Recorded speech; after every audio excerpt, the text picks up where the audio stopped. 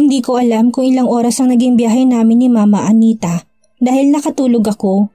Basta alam ko lang napakahaba ng oras dahil nakaramdam agad ako ng pagod. Pagkalapag ng eroplano sa airport ng Los Angeles. Ayos ka lang? Concern na tanong niya habang inaalalayan ako.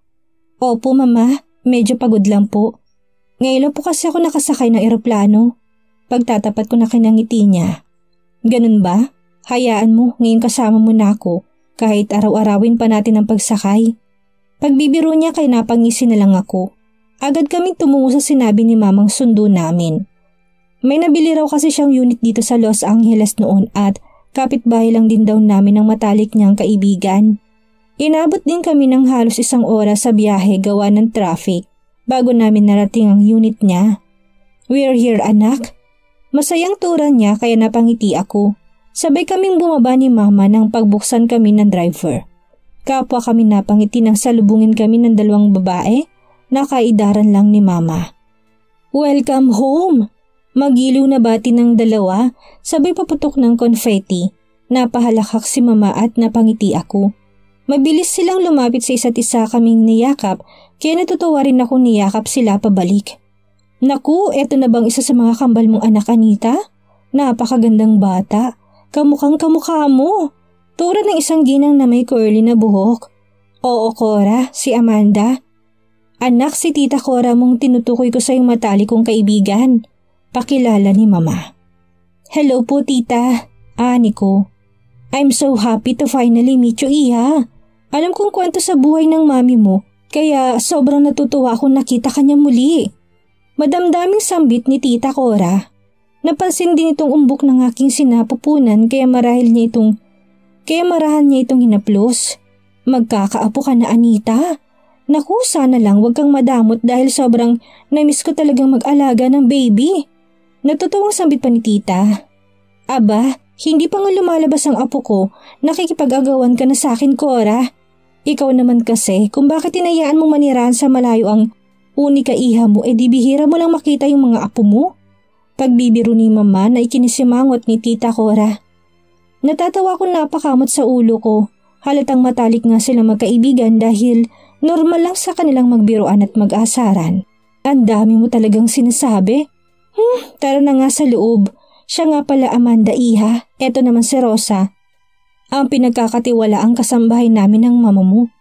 Sa ngayon nandito ka na. Dito na muna siya sa inyo.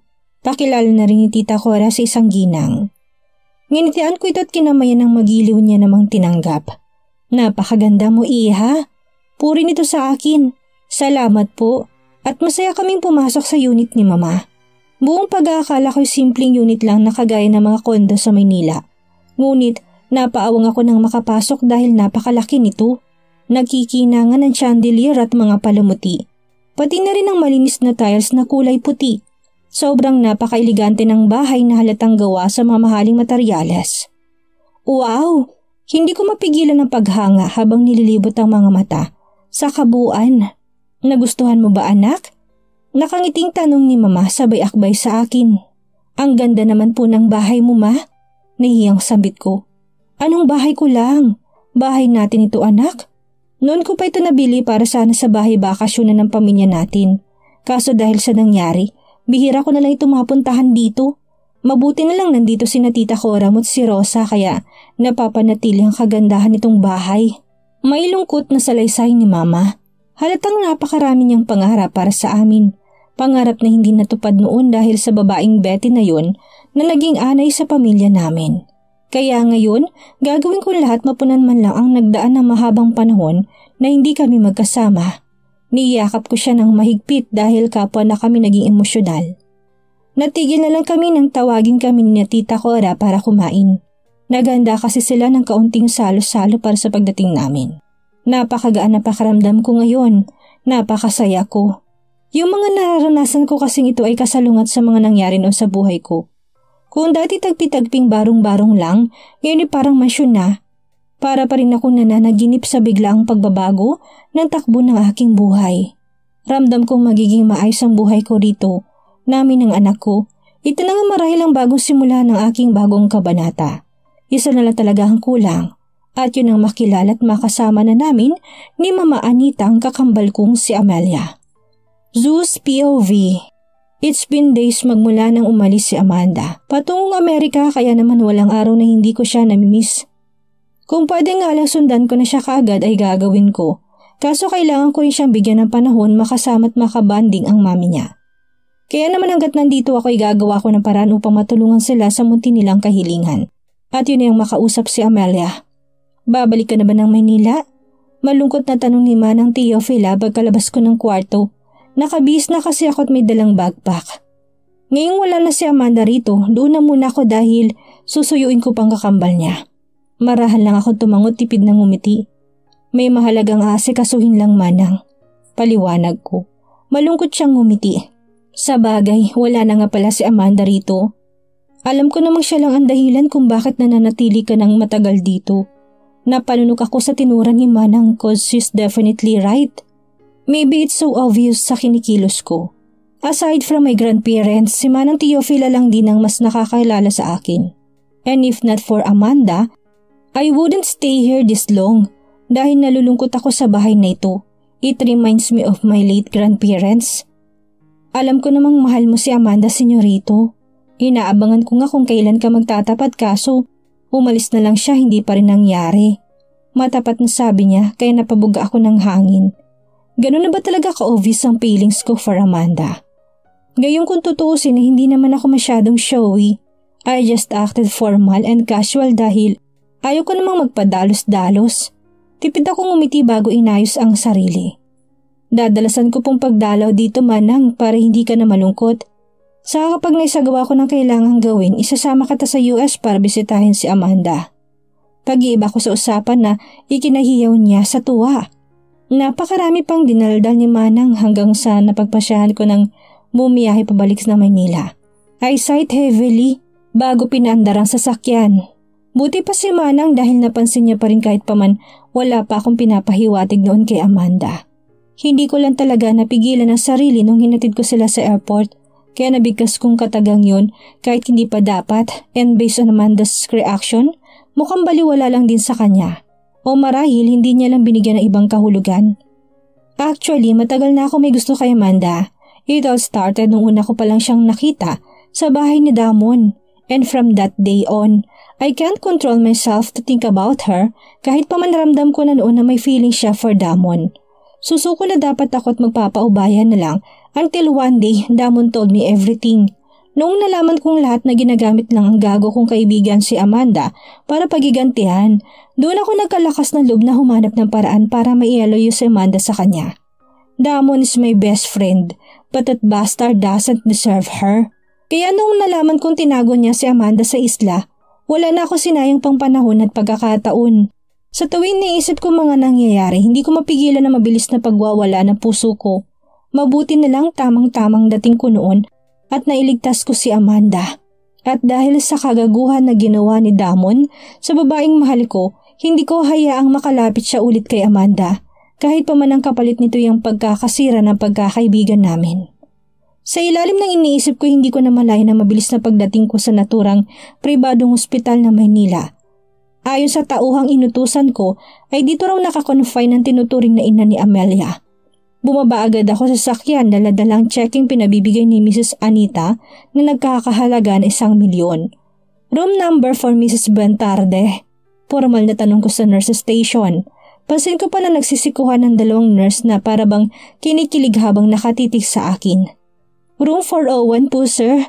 Sagot ng isa na parang nagpapakyut pa. Thank you. Pasalamat ko, tinginitian sila. Agad kong tinungo ang nasabing room number. Ngunit hindi pa man ako nakakalapit ay agad ko ring nakita si Amelia sa labas ng kwarto, nakausap ang isang doktor. Pasimple akong naglakad pa palapit kaya hindi napansin ng dalawa na narinig ko ang kanilang pag-uusap. The operation cost 500,000, Miss Bentarde. But I will be honest with you, your mother's heart is weak. Kaya may bigger possibility pa rin na hindi siya makasurvive sa operation. Paliwanag ng doktor. Pansin ko pag-iyak ni Amelia. Wala na bang ibang paraan, Dok? Kahit anong paraan po basta mabubuhay lang si Mami. Please po. Garalgal ng boses ni Amelia habang nagsusumamo. Mapait na umiling ang doktor.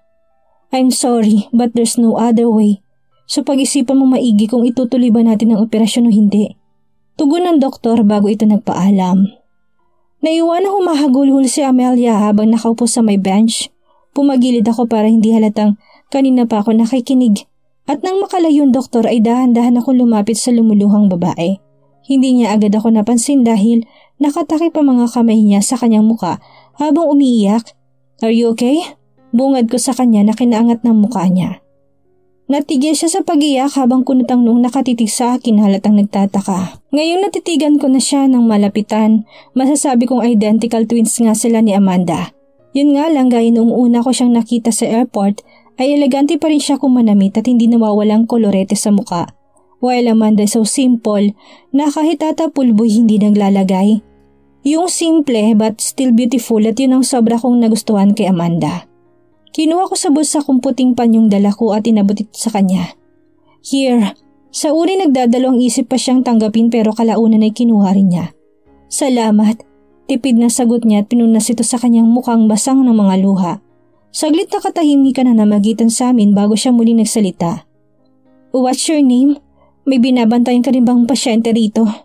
Inosenteng tanong niya kaya umupo na rin ako sa tabi niya. Nag-isip pa ako ng idadahilan kaya hindi agad ako nakasagot. Hindi rin kasi pwede magsinungaling ako dahil siya naman talagang totoong sadya ko rito. My name is Zeus Martin. But you can call me Jaguar and I am here to help someone. Tipid na sagot ko while smiling sincerely. Nahirapan pa akong ipagtapat sa kanya dahil tsak na magulo pa ang isip niya ngayon. Ayaw ko siyang biglain. Ngumiti naman siya. I see, ako naman. I am here because of my mom. And I don't know if she can survive. She's the only family I have kaya hindi ko alam ang gagawin ko kapag may nangyaring masama sa kanya. Pagbabahagi niya ng kwento at hindi napigilan ang muling panunubig ng mga mata. Bahagya kami magkalapit kaya hindi ko na napigilan ang sariling i-comfort siya. I tap her shoulder kaya mas lalo siyang humagulhol ng iyak. Ilang minuto rin kami sa ganitong posisyon bago siya tumahan at nahimasmasan ng nararamdaman. Thank you, Jaguar. You're the only person who comforted me like this. Tura niya at mapait ng ngumiti. Ngayon mas lalong nawalang kagustuhan kong magsabi na sa kanya sa tunay kong pakay. Kaya naman nilabas ko sa bulsa ang aking cellphone at nilahad ito sa kanya. I know it sounds weird but can you save your number on my phone? Buong loob na tanong ko, ngumiti naman siya at mabilis itong kinuha. Of course, Jaguar. By the way, nakalimutan ko magpakilala sa'yo. My name is Amelia Bontarde. Tura niya matapos i-phone book ang kanyang number sa contacts ko. Yeah, I know. Nakatangong sagot ko na pinagtaka niya. You know? You know my name already? Napaawang ako nang ma-realize ang naging sagot ko. Yeah, I know. I mean, nakalimutan mo magpakilala. Nice meeting you by the way. Pagdadahilan ko bigla, pambawi pa rin di na siya magduda. Ah, yeah right. Aalis ka na ba agad? Muling tanong niya. Maya-maya, why? Tipid na sagot ko naman. Wala lang. Ang hirap kasi mag-isa rito. Wala ko ibang kasama. Mapait na sambit niya. Mag-isa ka lang. Where's your dad? Mga kapatid mo? Sunod-sunod na tanong ko. It's an additional information para mas makilala ko pa siya at hindi na ako mahirapang sabihin yun na Miss Anita at Amandang tungkol sa babaeng ito. Nako, isa lang akong ampon. May mom work sa bar entertainer. Hindi sila nagkaanak ng partner niya kaya inampun ako. She raised me alone nung namatay yung asawa niya. Kaya naman ginagawa kong lahat to give her a better life. Kapalit man lang sa lahat ng ginawa niya sa akin. Kapalit sa makailang beses na pagsasayaw niya sa bar para matustusan ng pag-aaral ko. Salaysay niya na ikinabigla ko. This woman is so honest at prangka kong magsalita. Na kaya niya ikwento ang kinalakihan niyang pamilya even on a stranger like me. Na ngayon niya palang nakilala. She's impossible. Masyado bang bulgar? Well, hindi lang yun ang buong storya ng buhay ko, Mr. Zeus Martin. Idagdag pa niyang kinakamot ko sa aking batok. Magkakwento na sana siya ulit na biglang naudlot dahil may nurse na dumating para i-check ang mami niya. Nang tumayo siya, tumayo na rin ako. Tatawagan mo kaya ako? I am expecting your call. Tugon niya na kinatango ko. Of course. Nabitin ako sa pag-uusap natin. Seems like you need to tell me more about your interesting life. Nakangiting sagot ko na kanatango niya. Salamat ulit. Akmang tatalikod na sana siya nang maalala kong tseke. Kailangan kong maibigay ito sa kanya dahil ngayon niya ito kailangan. Sandali. Pigil ko sa kanya na kinalingon niyang muli. Agad kong kinuha sa suot kong coat ang check at binigay ito sa kanya. Kita kong labis na pagkagulat sa kanyang muka. Wait, para saan ito? Naguguluhang tanong niya habang palipat-lipat ang tingin sa hawak na check sa akin. It's all for you. Gamitin mo. I'll answer you next time kaya kailangan natin magkita ulit. Tugon ko na lang at mabilis na tumalikod para hindi na siya mag-usisa pa. Nasisiguro ko namang makikipagkita siya sa susunod kaya saka ko na lang sasabihin sa kanyang lahat. Palabas na ako ng ospital nang hindi sinasadyang makasalubong ko ang lalaking iniiwasan ko. Zeus, what are you doing here? It's Damon at mababakas ang pagtataka sa mukha nito na makita ako. I am visiting a friend. Ikaw, why are you here? Formal ang sagot ko. Kinakabahan man ngunit kailangan kong manatiling formal. Kapag nalaman niya si Amelia ang pinuntahan ko, tsak na magtataka at magpapaimbestiga siya. Friend? Who's friend? Tanong niya lang pabalik without answering my question. Buti na lang at sumingit sa usapan ng sekretary niya si Lourdes na mukhang galing sa loob. Excuse me, Mr. Helgon. Nakausap ko ng doktor ni Mr. Enriquez ang nailabas na pala ang pasyente kanina para ilipat sa isang international hospital. Balita nito kaya nagkaroon ako ng pagkakataong umalis. Alam ko mag-uusyoso lang si Damon kaya mabilis ako sumakay sa sasakyan ko nang makarating sa parking area. Buti na lang hindi siya matutuloy sa pagpasok kahit papano'y pumapabor sa akin ng pagkakataon. Amanda is only mine, Damon. Pagsisisihan mong winalang hiya mo siya. Amanda's POV. Gaya nga ng inaasahan ko'y naging maayos ang kalagayan ko dito sa mga sumunod na araw at linggo kasama si Tita Cora at Manang Rosa. Walang araw na hindi ako napapangiti sa dalawang ginang na parehong palakwento at palabiro. Si Mama Anita naman ay babalik na sana sa Pilipinas para asikasuhin ang tungkol kay Amelia. Kaso hindi natuloy dahil ginulantang kami isang araw sa balitang tinawag ni Zeus. Ayon sa kanya ay nakausap niya na si Amelia na masinsinan matapos pumanaw ang ginang nung mampun sa kakambal ko. Hindi raw nakayanan ng ginang ang operasyon dahil na rin sa mahinang puso nito na naging dahilan ng pagpanaw nito. At dahil wala ng ibang tinuring na pamilya si Amelia ay mabilis siyang napapayag ni Zeus tungkol sa pagsama sa kanya papunta rito sa Amerika. Ang nabanggit lang ni Zeus sa kanya ay isasama lang siyang magbakasyon dito. Wala na munang binanggit si Zeus na naririto kami. Natunay niyang pamilya dahil binalak na rin namin siyang sorpresahin. Kaya walang ka-idea si Amelia tungkol sa pagkikita namin. At isang linggo na lang ay mangyayari na yun kaya matyaga kami naghihintay ni Mama Anita sa pagdating nila. Maganda ba anak? Magugustuhan kaya ito ng kakambal mo? Nagagalak na tanong ni Mama sa akin ang tinutukoy ay ang kwartong para kay Amelia ang pinapinturahan ng bago at binilhan din ng mga bagong kagamitan. Nandito kaming dalawa sa loob ngayon habang nakaupo sa malaking kama at nilibot ang mga mata sa kabuuan nito. Katatapos lang kasi ng paggawa nito. Napangiwi naman ako ng malawak dahil kagaya niya excited na rin ako. Oo naman ma, mas lalong gumanda itong kwarto na halatang pinaghandaan talaga natin ang pagdating niya. Tsak na matutuwa yun. Positibong turan ko. Salamat naman kung ganun anak. Hindi na talaga ako makapaghintay na makita siya at makasama na tayong tatlo. Tapos ilang buwan na lang din manganganak ka at makakasama ko ng apo ko. This is one of my biggest dreams and I can't wait for it to happen. Emosyonal na wika niya sabay yakap sa akin na mahigpit na buong puso ko namang ginantihan. Ikaw, ano nga palang balak mo pagkatapos mong mga anak-anak? Pag-iiba ni Mama sa usapan matapos namin kumala sa isa't isa. Wala na ma, magiging buulan tayo at maging ligtas ang panganganak ko at si baby ayos na ako doon. Honest na sagot ko. Yan na muna sa ngayon, saka ng mga susunod kong plano, kagaya ng paghahanap ng trabaho kapag nakaraos na ako sa panganganak. Kahit tagawali sa kalsada dito handa akong pasukin. Hindi na ako mamimili dahil hindi naman ako nakapag-aral ng kolehiyo.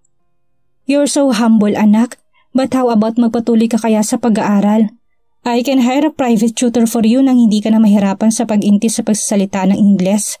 Then after mong manganak, saka ka mag-enroll sa kolehiyo. How about that idea? Nagagalak na tura ni Mama. Kumislap naman ang mga mata ko. Siyempre pangarap ko rin namang makapagtapos. Hindi ko lang binahagi sa kanya dahil hanggang ngayon nakakaramdam pa rin ako ng hiya. Pero ngayon si Mama na rin ang kusang nag-alok ay talagang buong puso ko itong tatanggapin. Sigurado po kayong ayos lang sa inyo ma? Mahal pong bayad ng private tutor at saka panigurado sobrang mahal din po ng tuition fee ng mga universidad dito. Nahihiyang sagot ko kay Mama. Napailing lang siya at marahang napangiti. Anak, nakalimutan mo na bang 1 bilyonaryong mama mo? At kahit ilang bilyon pa yan, willing akong gumastos basta para sa kinabukasan niyo ng kapatid mo. Kaya wag mo nang isipin ang bagay na yan. Tuparin mong pangarap mo lalo na ngayong magkakabibi ka na. Nandito lang ako, handang sumuporta. Madamdaming pahayag niya, kaya hindi ko na napigilang maluhat, niyakap siyang muli. Maraming salamat, Ma. Pangako, hindi ko po sasayangin ang oportunidad na binibigay mo. I know, anak. Alam kong makakaya mo dahil napakatatag mo. And I am so proud of you. Despite sa bangungot na naranasan mo sa buhay. Madamdaming sambit niya, kaya mas sinigpitan ko pang pagkakayakap sa kanya. Mas lalong sumaya ang puso ko sa pag-asang ito. Ayaw ko rin namang maging mangmang habang buhay, lalo na ngayong may baby na akong aalagaan at palalakihin. Ngayong buo ang suportang binibigay ni Mama, ay hindi ko lilimitahan ng sariling matuto, lalo pat nandito din ako sa ibang bansa. Para sa iyo lahat ng ito, anak, masayang sambit ko sa sarili at hindi na makapaghintay sa paparating na mga araw. Pagkatapos maging emosyonal ay lumabas na rin kami ni Mama para magtungo sa isang klinik para sa aking prenatal check-up. Mabilis na lumipas ang mga linggo't ngayong araw na nga ang inaasahan namin na darating si Zeus at Amelia. Dapat sana ay ang driver lang ang susundo sa kanila sa airport, kaso sobrang excited na sumama kaming dalawa ni Mama. Matyaga kaming nag-abang sa labas. Hindi mapakali sa magkahalong galak, saya at kaba. Si Mama naman ay nakatutok lang ang mga mata sa exit, sinisiguradong hindi makakalagpas sa paningin niyang kakambal ko. At maya-maya lang ay ganun na lamang ang pagtalo ng mga puso namin na makita sa wakas si Zeus kasamang babaeng kamukhang kamukha ko. Pero kagaya ng mga nakita ko noon sa larawang pinakita ng hinayupak ay napakasophistikado niyang tingnan sa kanyang kabuang postura. Para siyang international model habang ako'y para lang katulong sa sobrang simple. Zeus! Sobrang nagagalak na tawag ko sa bitas na aking dalawang kamay para kunin ang atensyon nila. Anak! Naiyak na sambit ni Mama nang matanaw si Amelia. Hindi ko na rin napigilan ang paglandas ng masaganang luha sa aking mga mata habang nakatingin sa kakambal ko. Nang mapansin kami ni Zeus ay kaagad siyang naglakad patungo sa direksyon namin. Pansin ko pang bahagyang paghinto ni Amelia na tila ba naguguluhan sa kanya nakikita. Nakasuot man siya ng eyeglass ay ramdam kong sa akin din nakatitig ang mga mata niya. Hindi ko man mabasang isip niya ngunit ramdam ko rin ang labis niyang pagkagulantang sa nakikita. Hinawakan ni Zeus ang isa niyang kamay upang mapasunod siya sa paglalakad. At nang tuluyang makalapit ay hindi napigilan ni Mamang emosyong nararamdaman at patakbong niyakap si Amelia. Amelia, anak! Emosyonal na sambit ni Mama habang humahagulhol. Ang kakambal ko naman ay parang natulo sa kinatatayuan at hindi man lang makagalaw habang yakap-yakap siya ng mahigpit ni Mama. Ako naman ay patuloy lang sa pagluha habang nakatuon ang atensyon sa kanilang dalawa. Gusto ko rin siyang yakapin na mahigpit ngayon kaya naglakad ako papalapit sa kanila ni Mama. Amanda!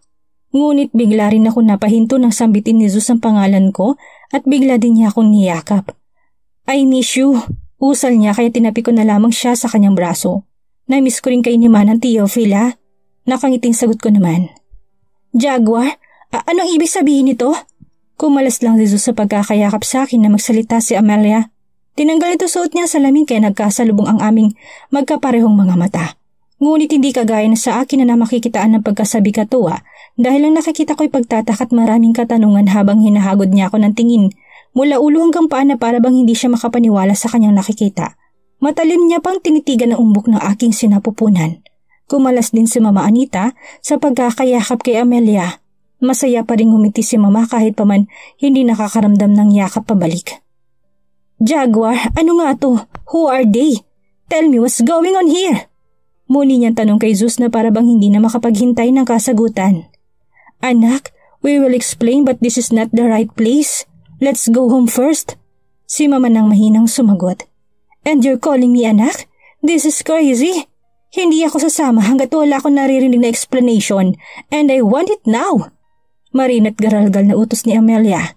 Answer me now, Jaguar. Why are they calling you Zeus? Ikaw bang ama ng pinagbubuntis ng babaeng yan? I thought we were here because you want to treat me a nice vacation after what happened. But who are they? Muling tanong niya na makitaan ng pagka-irritable. Nakaramdam ako ng kirot sa puso ko. Bakit parang dismayado pa siya? Hindi ba siya nakaramdam ng tuwa at lukso ng dugo nang makita kami? At bakit tinatanong niya pa talaga kung sino kami o kahit na ako man lang obvious namang kakambal niya? Nagpakawala na isang malalim na buntong hininga si Zeus bago mahinang sumagot. Amelia isn't it obvious? She's Amanda, your twin sister, and this woman is Miss Anita, your real mother. Paliwanag ni Zeus. Hindi na muna niya sinagot ang tanong ni Amelia kung siya bang ama nitong pinagbubuntis ko. Napaawang si Amelia sa narinig at ilang segundo ring natahimik bago sumagot. Noon ko pa alam na may kakambal ako cause Mami Lisa told me everything. Dalawa lang dapat kaming iiwan sa kanya na kaibigan niyang nagpakilalang nanay namin, but she refused to accept her dahil daw sakitin. Salaysay niya at sunod na bumaling kay Mama Anita. And you're the real mother? Ang nag-iwan sa akin sa ibang tao tapos itong kakambal ko na kasama mo? Nasa po naman ni Mama Anita ang kanyang noo. Para bang mas naging komplikado ang lahat dahil sa maling inisip ni Amelia at napakahirap pa niyang paliwanagan. Anak, listen. Hindi akong babaeng nag-iwan sa iyo sa kung sino mang Lisa na yan na nagpalaki sa iyo kung hindi si Betty ang kumidnap sa inyo ni Amanda. At si Amanda ay lumaki rin sa pangangalaga na akala niyang tiyahin at hindi sa akin. I told you it's a very long story kaya lang please sumama ka na sa amin at sa bahay na kami magpapaliwanag sa iyo. Nagsusumamo pakiusap ni Mama. Saglit na natahimik si Amelia na tila ba nag-iisip pa bago tuloy-tuloy na naglakad papasok sa sasakyan. Fine! Tipid na sambit niya lang kaya mabilis kaming sumunod sa pagpasok para makauwi na. Tahimik lang si Amelia sa buong biyahe namin na para bang nakikiramdam habang si Zeus na may panayang pangangamusta sa akin upang basagin kahit papanong katahimikang namayani. At nang dumating na nga kami sa bahay at naupo sa malapad na couch ay nagsimula nang ipaliwanag ni Mama Anita ang lahat sa kanya. Pansin ko na pinipigilan lang ni Amelia na wag umiyak habang nakikinig sa emosyonal na pagkakwento ni Mama Anita. Kasama na rin sa kung bakit siya nilapitan at kinaibigan ni Zeus para sumama sa pagpunta rito. Umaasa kung sana maliwanagan na siya at matanggal ang anumang galit niya kay Mama dahil sa maling pag-aakala. Matapos ang mahabang paliwanagan ay marahang tumangulang si Amelia habang nililibot ang kanyang mga mata sa kabuuan ng bahay. And our real mother is rich? Shit! Kung ano-ano pang sinuong ko paraan para yumaman. Yun pala anak mayaman ako? What a life! Sambit niya lang kasabay ng pag-angat sa sulok ng kanyang labi. Nabigla naman ako na sunod-sunod niyang banggitin ang pangalan ko. And you, I thought nasa pudar ka ni Mr. Damon Lucif Helgon. Noong una kami nagkausap, he wanted to frame me na nasa kanya ka dahil lang matindi ang galit niya sa akin sa pagpato sa daddy niyang gurang. Why are you here? Paano kayo nagkita ang dalawa ni Mami Anita? Napahinga naman ako ng malalim bago sana sumagot, ngunit bago ko pa man maibukang bibig ko ay si Zeus na nagsalita. Amanda got traumatized sa lahat na nangyari so better if we do not talk about it. What's important is nagkasama na kayong tatlo ngayon. Naging buo rin sa loob ng mahabang panahon. Salaysay ni Zeus at tama nga siya na wag na pag-usapan ng mga pasakit na nangyari sa buhay ko lalo pat si Amelia. Ang dahilan kung bakit nagawa sa akin yun ng hinayupak na si Damon. Dahil lang napagkamalang ako siya. And you, Jaguar, kinuha mo lang palang loob ko because inutusan ka ni Mami? Shit, all I thought you are sincere. Yung pala binuntis mo tong kakambal ko? Desmayadong turan ni Amelia nang bumaling kay Zeus. Napaawang naman ako. Ngayon napagkamalan pa niyang si Zeus ang ama nitong pinagbubuntis ko. Ang mga nakakaalam lang naman kung sino talagang ama nitong baby ko si Mama Anita. Manang Teofila, Kendra at si Zeus. Kaya wala naman sigurong masama kung magsabi ako sa kakambal ko. Ngunit naputol din agad ang aking sasabihin nang biglang sumabat si Zeus sa usapan. At gayon na lang pagkagulantang ng buong sistema ng katawan ko sa naging sagot niya. Yeah, I am the father of Amanda's child and I'm planning to marry her very soon. Ano kayang mangyayari ngayon kasama na ni Amanda ang kanyang kakambal at ang kanilang ina? Magkasundo kaya si Amanda at Amelia? Ano ang gagawin ni Amanda sa sinabi niyo ni Zeus? Tanggapin kaya niyang sinabi ng binata? Yan ang ating aalamin sa susunod nating kabanata.